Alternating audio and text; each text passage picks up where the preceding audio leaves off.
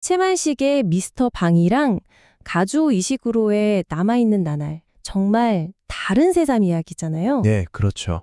한 명은 해방 직후 서울의 기회주의자, 다른 한 명은 2차 대전 전후 영국 대저택의 집사. 근데 어떻게 이 전혀 다른 두 인물의 삶이 놀랍도록 똑같은 비극을 향해 달려갔다고 할 수 있을까요? 오늘 그 보편성의 실체를 좀 파헤쳐 보려고 합니다. 듣고 보니 정말 흥미로운 질문이네요. 사실 표면적으로만 보면 공통점보다는 차이점이 훨씬 많아 보이거든요. 맞아요. 방산복은 뭐랄까 자기 이익을 위해서라면 신념이고 뭐고 다 내팽개치는 인물이고, 스티븐스는 정반대잖아요. 자기 모든 걸 바쳐서 품이라는 신념을 지키려고 하니까요.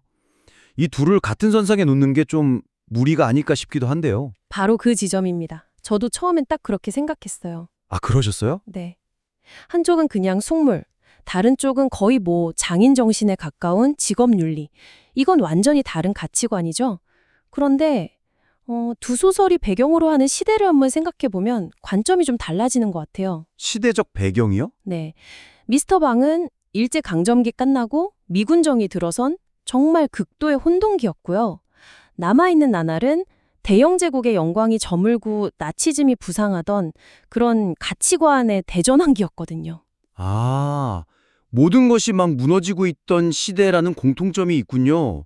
그렇다면 방산복의 기회주의랑 스티븐스의 품위, 이걸 그냥 개인의 성격 문제로 볼 게 아니라는 말씀이시네요. 그렇죠. 그 혼란한 세상에 맞서는 일종의 필사적인 생존 전략으로 다시 봐야 한다, 이런 말씀이시군요. 또 방산복, 정말 보잘것없는 토막 영어 실력 하나로 미군 S소의 옆에 딱 붙어서 권력을 누리잖아요. 네네. 이게 그냥 약삭빠른 처세술이 아니라 그가 가진 유일한 생존 도구였던 셈이죠. 구 질서가 다 무너진 세상에서 믿을 건 자기 자신이랑 눈앞의 기회뿐이었을 테니까요. 아, 그렇죠. 그에게 영어는 그 혼돈의 바다에서 붙잡은 유일한 튜브였던 셈이네요. 스티븐스의 품위도 같은 맥락에서 볼 수 있겠어요. 네. 그가 왜 그렇게 은식기 닦는 행위에 집착하고 저택의 아주 사소한 규칙까지 지키려고 했을까? 그건 저택 밖 세상이 어떻게 돌아가던 간에 자기가 통제할 수 있는 작은 세계, 즉 달링턴 홀 안에서만큼은 완벽한 질서를 유지하려는 몸부림이었던 거죠. 세상이 온통 불확실한데 매일 아침 반짝이는 은식기는 확실한 결과를 보여주니까요. 아하, 그 행위를 통해서 자기 존재 가치를 확인하고 또 안정감을 얻으려고 했던 거고요. 그렇군요. 결국 두 사람 다 거대한 역사의 흐름을 바꾸거나 이해하려 하기보다는 자신이 통제할 수 있는 아주 작은 영역에 모든 걸 걸었던 거네요. 바로 그겁니다. 거대한 파도가 덮쳐올 때 대부분의 사람들은 대의 명분이나 역사의 흐름을 생각하기보다 일단 눈앞에 떠다니는 나무 판자라도 잡으려고 하잖아요. 그쵸. 일단 살고 봐야 하니까. 이 생존 전략이라는 관점은 확실히 두 인물을 꿰뚫는 하나의 축이 되는 것 같네요. 근데 여기서 궁금한 점이 생겨요. 그 생존 방식이 결국 왜 두 사람을 똑같이 비극으로 이끌었을까요? 몰락하는 모습은 너무나 다르잖아요. 그렇죠. 방산복은 S소의 얼굴에 양침물을 뱉는 아주 희극적인 사건으로 한순간에 무너지고, 스티븐스는 평생에 걸쳐서 자기 삶이 텅 비었다는 걸 깨달으면서 조용히 무너지는데요.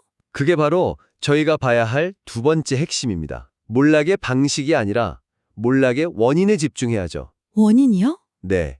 방금 우리가 이야기한 그 생존 전략, 그 나무 판자의 주인이 누구였는지를 생각해 봐야 합니다. 방산복과 스티븐스, 두 사람 모두 그 나무 판자를 자기 스스로 만든 게 아니었어요. 아, 빌려온 것이었다는 말씀이시군요. 그렇죠. 방산복의 권력은 온전히 S소이에게서 나왔죠. 그는 인간 방산복이 아니라 S소이의 통역관 미스터 방일 때만 존재 가치가 있었으니까요. 맞습니다. 그의 정체성은 온전히 타인에게 기생하는 것이었어요. 요즘으로 치면 소셜미디어에서 특정 플랫폼에 전적으로 의존하는 인플루언서랑 좀 비슷하달까요? 아, 재밌는 비유네요. 그 플랫폼이 하루아침에 사라지면 자기 정체성도 같이 사라지는 것처럼 S소이의 신임을 잃는 순간 미스터 방이라는 존재는 신기루처럼 사라질 위기에 처한 겁니다. 그가 쌓아올린 모든 건 결국 자기 것이 아니었기 때문이죠. 스티븐스의 경우는 생각할수록 훨씬 더 비극적으로 느껴집니다. 그는 위대한 집사는 위대한 신사를 모실 때 완성된다. 이 신념을 평생 지켰는데 네, 평생을요. 그가 위대하다고 믿었던 달링턴 경이 결국 나치에 동조한 어리석은 인물로 평가받으면서 몰락하잖아요. 자신의 인생 전체를 바친 기둥이 알고 보니 속빈 강정이었다는 걸 깨닫게 된 셈이니까요. 그래서 더 아픈 거죠. 방산복은 적어도 자기 욕망에는 충실했잖아요. 그렇죠. 근데 스티븐스는 충성과 품이라는 어떻게 보면 고결한 가치를 위해서 자기 감정, 심지어 사랑까지 희생했습니다. 하지만 그 충성의 대상이 허상임이 드러나는 순간 그의 삶 전체가 부정당하는 겁니다.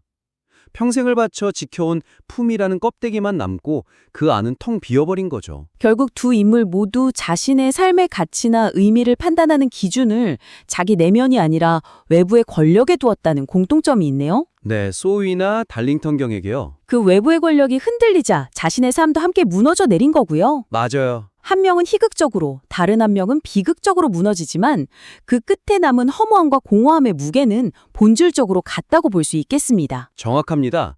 주체적인 삶에 살지 못했을 때 겪게 되는 보편적인 비극이죠. 방산복의 그 허세 가득한 권력과 스티븐스의 강박적인 품위는 결국 동전의 양면이었던 셈입니다. 그렇군요. 두 인물의 내면적 비극이 그렇게 연결되는군요. 그런데 작가들이 단순히 개인의 비극을 보여주려고 이 소설들에 쓴 건 아닐 거란 말이죠. 물론이죠. 결국 이 인물들을 통해서 당대 사회를 비판하고 싶었을 텐데 그걸 독자에게 전달하는 방식은 정말 극과 극인 것 같아요. 맞아요. 채만식 작가는 아주 노골적이고 이 식으로는 지독할 정도로 은근하죠.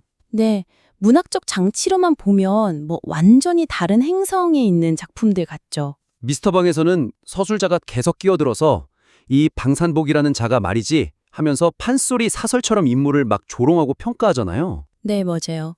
외모 묘사도 콧빗둘이 툭 나온 님방울처럼 일부러 우스꽝스럽게 묘사해서 독자가 처음부터 방산복에게 감정이입할 여지를 아예 안 주죠. 그렇죠. 독자를 아예 방산복의 반대편에 딱 세워놓고 자, 이 우스운 인물을 함께 비웃어 봅시다. 이렇게 말을 거는 것 같아요. 네. 그런데 남아있는 나날은 정반대입니다. 모든 이야기가 주인공인 스티븐스 자신의 입을 통해서 전달되죠.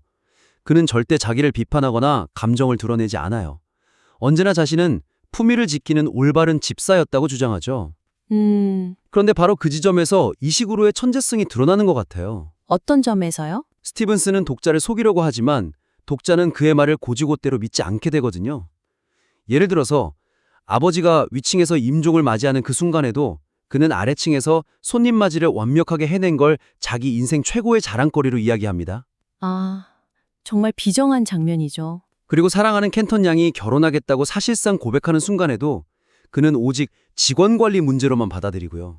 듣는 독자 입장에서는 아니 이 사람 지금 제정신인가 싶은 순간들이죠. 네. 아, 그 부자연스러운 절제와 감정의 부재를 통해서 오히려 그의 말이 거짓말이라는 걸, 그가 얼마나 자기 자신을 속이고 있는지를 깨닫게 되는 거군요.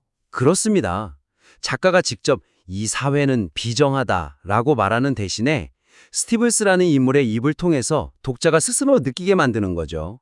아니, 이런 인간을 만들어낸 영국 계급사회는 대체 얼마나 비정한가 하고요. 아, 채만식의 소설이 독자의 손을 잡고 비판의 지점으로 끌고 간다면 이 식으로의 소설은 독자 앞에 미로를 던져주고 스스로 출구를 찾게 만드는 방식인 거죠. 와, 표현 방식은 정말 다른데 두 작품 모두 독자와 인물 사이에 일정한 비판적 거리를 만들어낸다는 점에서는 같은 목표를 향하고 있네요. 네, 맞아요. 독자가 인물에 완전히 동화되지 않고 한 걸음 떨어져서 그 인물과 그가 속한 사회를 객관적으로 성찰하게 만드는 장치라는 점에서요. 핵심을 정확히 짚으셨습니다.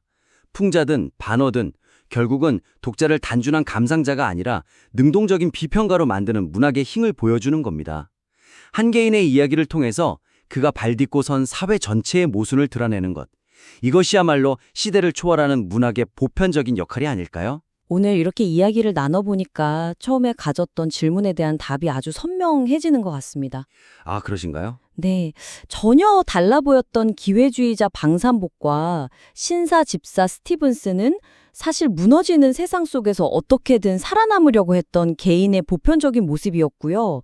또 자신의 삶을 스스로 책임지지 못했을 때 맞이하는 그 허무한 비극을 공유하고 있었습니다. 그리고 두 작가는 풍자와 반어라는 각기 다른 천재적인 문학적 장치를 통해서 독자가 그 비극의 원인을 개인을 넘어서 사회 전체에서 찾도록 이끌었죠. 방산복의 허세와 스티븐스의 품위가 결국 같은 뿌리에서 나온 다른 줄기였다는 걸 확인하는 아주 흥미로운 여정이었습니다.